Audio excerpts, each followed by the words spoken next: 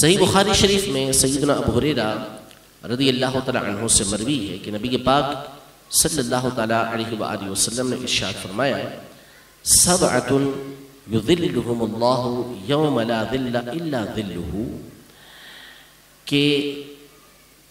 قیامت کے دن 7 ایسے افراد ہوں گے کہ جن کو اللہ پاک اپنے عرش کا سایہ عطا فرمائے گا، جس دن اس کے عرش کے سائے کے علاوہ کوئی دوسرا سایہ نہیں ہوگا۔ وہ کون افراد ہیں؟ سب سے پہلے ذکر کیا امام عادل، یعنی ایسا حاکم، ایسا حکمران کہ جو عدل و انصاف کرنے والا ہو۔ اگر حاکم عادل ہو یعنی انصاف کرنے والا ہو تو علماء ارشاد فرماتے ہیں کہ وہ اپنی رعایا کے لیے، اپنی عوام کے لیے اللہ کے سائے کی طرح ہوتا ہے، کہ ان کے لیے مشکلات، مصیبتوں اور پریشانیوں کی جو دھوپ ہوتی ہے، ایسے حاکم کے ذریعے ان کو سکون کا سایہ نصیب ہوتا ہے۔ تو اگر حاکم عدل و انصاف کرنے والا ہو، چاہے وہ صدر ہو، چاہے وہ وزیر اعظم ہو، چاہے وہ گورنر ہو یا کوئی اور منصب والا ہو، تو اللہ تبارک و تعالیٰ اس کو بدلے میں قیامت کے دن اپنے عرش کا سایہ عطا فرمائے گا، یعنی ایک فضیلت کی عطا فرمائے گا۔ اب جہاں عدل و انصاف کی بات ہے اور اس نعمت کی بات ہے، تو ویسے تو قرآن مجید فرقان حمید میں اور احادیث طیبہ میں بہت ساری فضیلتیں اس پر آئی ہیں، اور اس کے خلاف کرنے پر، یعنی نا انصافی کرنے پر، عدل نہ کرنے پر بہت ساری وعیدیں بھی نبی پاک صلی اللہ علیہ وسلم نے بیان فرمائی ہیں۔ یہاں جو قابل غور بات ہے، توجہ والی بات ہے، وہ یہ ہے کہ عام طور پر جب عدل و انصاف کی بات کی جاتی ہے تو ہمارا ذہن عمومی طور پر یہ حاکم وقت کی طرف جاتا ہے، کسی افسر کی طرف جاتا ہے، کسی قاضی کی طرف ذہن جاتا ہے، جج کی طرف ذہن جاتا ہے کہ عدل و انصاف کرنا ان کا کام ہے، واقعی ان کا کام ہے، یہ نہ کریں تو یہ اپنے منصب کے ساتھ خیانت کرنے والے ہیں، منصب کے تقاضے کو پورا کرنے والے نہیں ہیں۔ لیکن یاد رکھیے کہ عدل و انصاف یہ صرف ان کے ساتھ خاص نہیں، بلکہ ہر ایسا شخص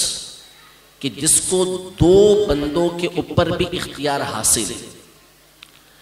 ایک بندے پر بھی اختیار حاصل ہے،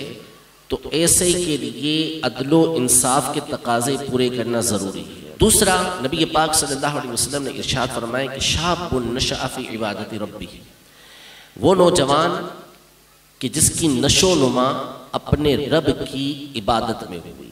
یعنی اس نے اپنی جوانی اللہ کی عبادت کے اندر گزاری، تو ایسے شخص کو اللہ تبارک و تعالیٰ قیامت کے دن جہاں اور نعمتیں عطا فرمائے گا، ان میں سے ایک بڑی نعمت یہ عطا کرے گا کہ اس کو اپنے عرش کا سایہ عطا فرمائے گا۔ تیسرا، وہ شخص ارشاد فرمائے کہ رجل قلبہ معلق بالمساجد، وہ شخص کہ جس کا دل مسجد کے ساتھ اٹکا ہوا رہے،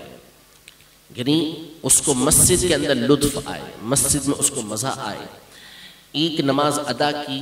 دوسری نماز کا وہ انتظار کرے کہ کب دوسری نماز کا وقت ہوگا اور مسجد کے اندر جا کے نماز ادا کرے گا۔ ایک نماز ادا کرتا ہے، کاروبار کے لیے آتا ہے، رزق حاصل کرتا ہے، لیکن انتظار اس بات کا رہتا ہے، دل اسی طرف ہوتا ہے کہ دوسری نماز کا وقت ہوگا، جا کے مسجد میں نماز ادا کروں گا۔ کبھی مسجد میں قرآن پڑھنے کے لیے جاتا ہے، کبھی علم حاصل کرنے کے لیے جاتا ہے، تو قیامت کے دن اللہ جل شانہ ایسے شخص کو اپنے عرش کا سایہ عطا فرمائے گا۔ چوتھا وہ شخص ذکر کیا نبی پاک صلی اللہ علیہ وسلم نے کہ رجلان تحابا فی اللہ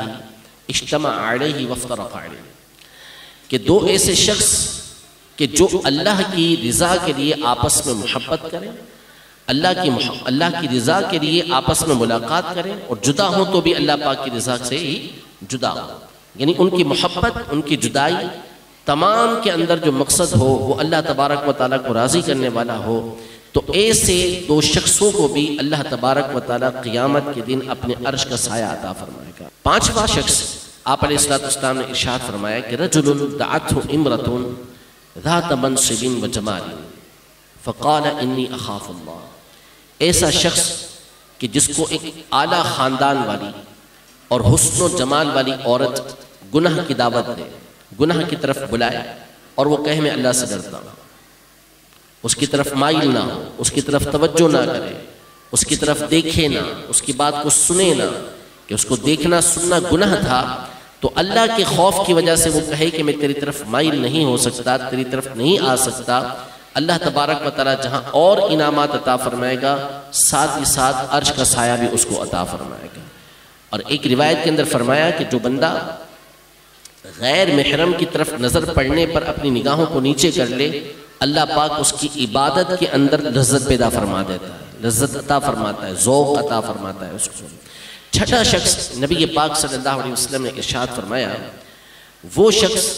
کہ جو تنہائی میں اللہ کو یاد کرے، ففاضت عیناہ،